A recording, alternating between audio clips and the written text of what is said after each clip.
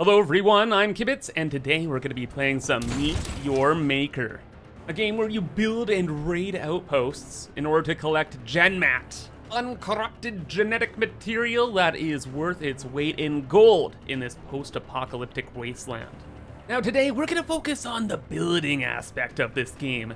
I'm going to try and create something that's both beautiful and brutal, and then challenge my friend to try and play it. By the way, if you're not familiar with the game, Meet Your Maker is available on PC, PlayStation, and Xbox, and you can play solo or with a friend to either build or raid outposts. And one of the best things as well is Meet Your Maker has been designed for the long term, and will continue to deliver content year-round. So if all this sounds pretty interesting, click on that first link in the description. And also, thank you Behavior Interactive for sponsoring this video. So getting started, this is our hub, and we want to build a new place, so we'd go into the central thing here, go to build, and these are all my existing and depleted outposts. But to start a new one, you'd press R, and this is the selection for now. And there are outposts big and small.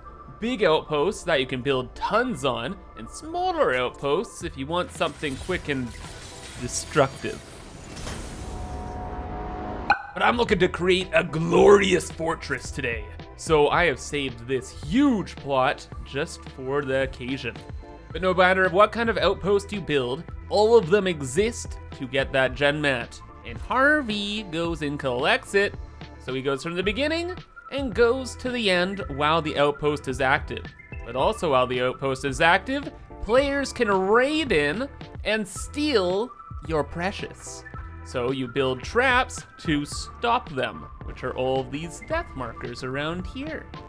And now when I'm starting a new outpost, first things first, I just want to try and build a simple path for Harvey to go back and forth, and then we'll adjust it as the base develops. And a really important goal in building these places is to make them both deadly, but also aesthetically beautiful.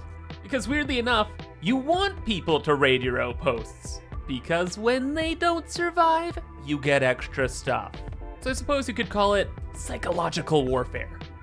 Another nice thing is everything is very blocky, and I usually like to build in a brutalist fashion. So giant doorway that kind of looks like this is right up my alley. And lastly, let's just add in a nice red carpet, painted with their blood, using these blood mesh blocks. And now when people enter, there's kind of like a cool space here for people to kind of warm themselves up. And also for us to transition into the rest of the level, which is gonna have to be some kind of vertical thing. Last little thing to the entry here, I just wanna add in a couple cool lights, just for the aesthetic.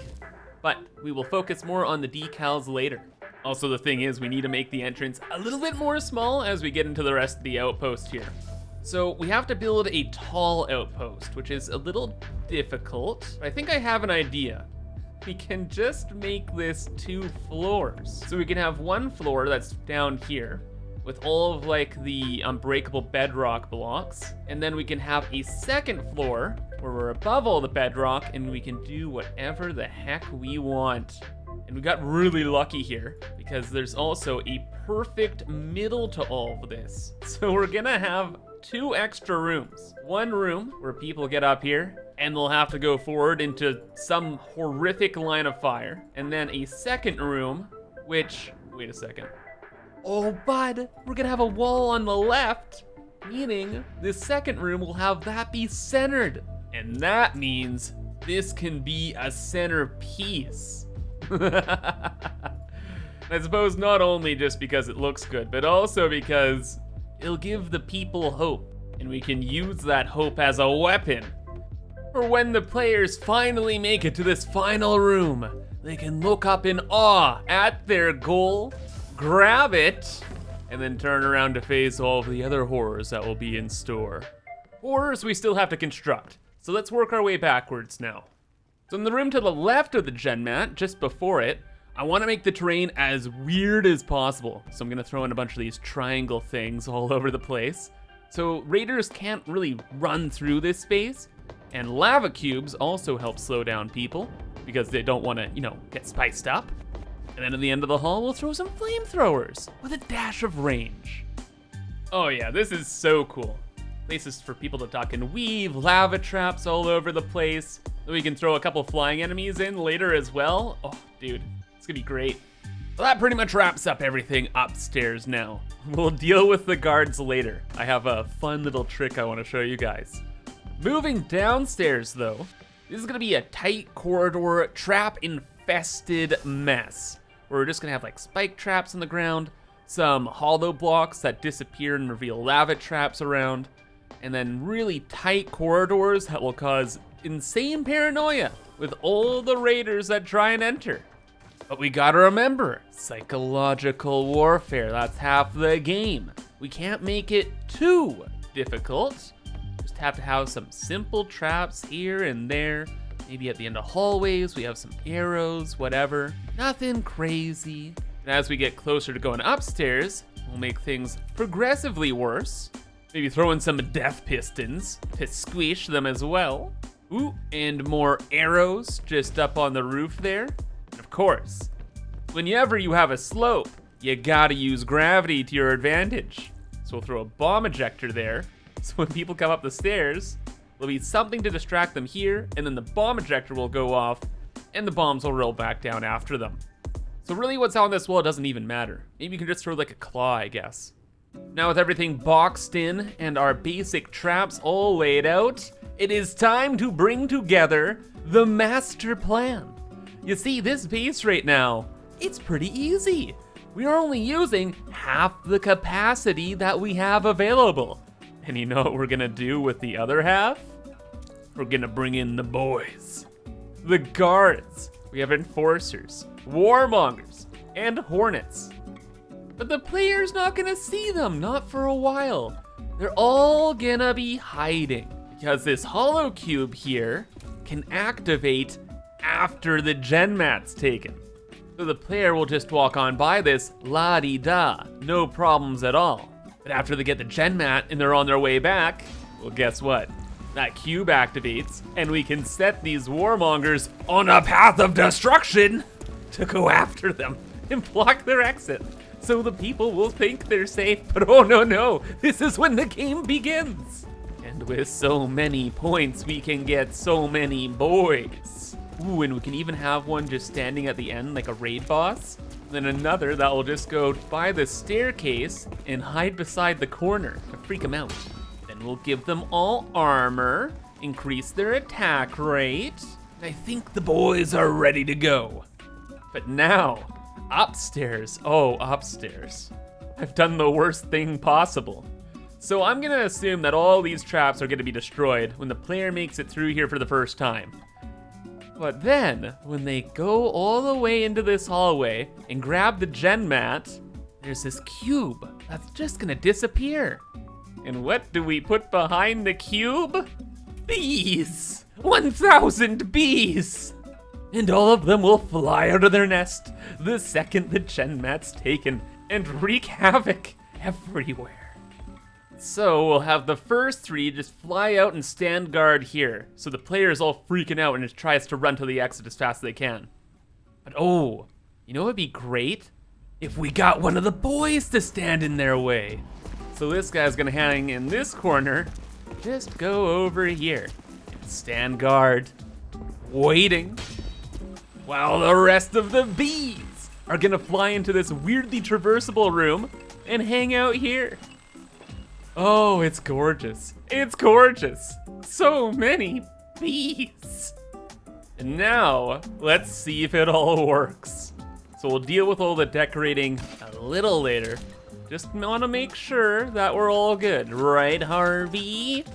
Right. So it starts off simple. Get a little paranoid. Think there's a ton of traps around here. Oh gosh, I actually forgot about that. Don't worry too much, because there's not that much really going on. You get confident. You're like, oh, this is the easiest little outpost I've ever seen in my life. Ahaha, XD, what's that? Nothing.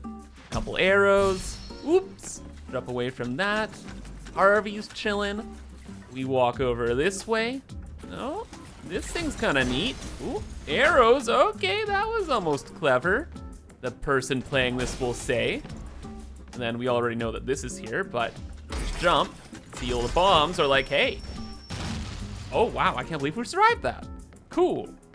All right, anyway, that will be changed to be more deadly. Going through over here, it's kind of more so the same.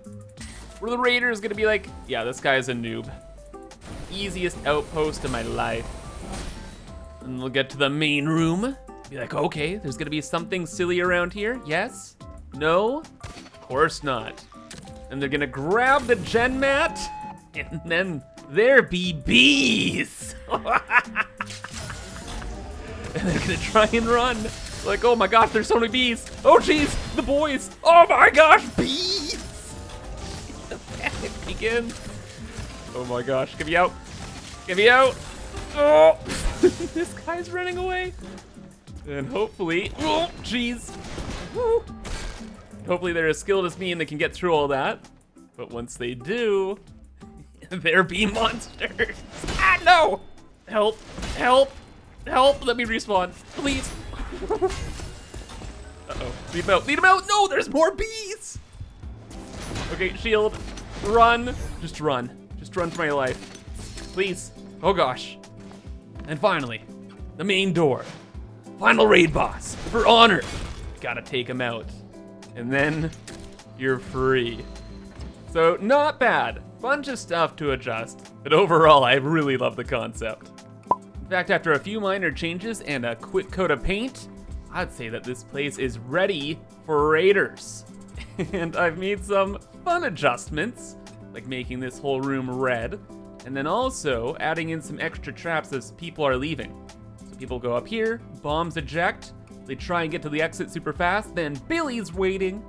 But in reality, the real trap here is the bee hiding in the corner. That's probably gonna get them as they're freaking out. Aside from that, every room has been decored and is looking, you know, lovely. All the hallways and positions of all the hornets has been adjusted to be as annoying as possible. Without further ado, I'm gonna pass this level off to my buddy and see how he handles the swarm. So good luck, my friend. What the former friend? Who takes out Harvey like that? He's a monster. Terrible. Terrible. Yes. Oh no. Wow, that was pretty lucky. Thought he was done there. Oh. No, he's walking into these traps, but he's handling them well. Making it through. Okay. Again, this is the easy part though. So we should be making it through these parts. Had a little enforcer guy just up there just because. Trying to get the player comfortable in here. When they reach parts like this, they don't know what to expect. Man, he got super lucky there. The bombs didn't actually go down the stairs. Then moving through here, the lava pits, yeah. Through some arrows at the end of the hall. Just to change up from the flames. Because the arrows can home. Oh, in round 2, he knows the arrows home. And that was a bold decision. And okay, he's gotten wise to it. Taken out the arrow traps, so this entire lane is gonna be fine. Which means it's time for the fun part. Walking through the weird area to the finale zone. He knows something's up. He doesn't know what, but he's like, it'll be fine. It's not gonna be fine. Because here come the bees! Oh, what the heck? I added in an arrow trap back there, and it took out like all of the hornets. That's a misplay on my part. Whoopsies. Oh. Then he whoopsies and falls into the lava right at the beginning. Oh, poor guy. We've all been there. But okay, back to the final hallway once more. He knows there are bees. So he's going right for the genmat immediately. Okay. He's running. Sees the arrows, sees all the guys. Somehow the arrows got through there. It's pretty unlucky, actually. But now he's been through the ringer a couple times, and he knows what's gonna happen. So what's his game plan now? He's running. He's hiding down there. This is not looking good, but he got the arrows? Oh, what? Oh my gosh, because he got so close to all the hornets, they couldn't get into position. So he's able just to run past this area, no problem.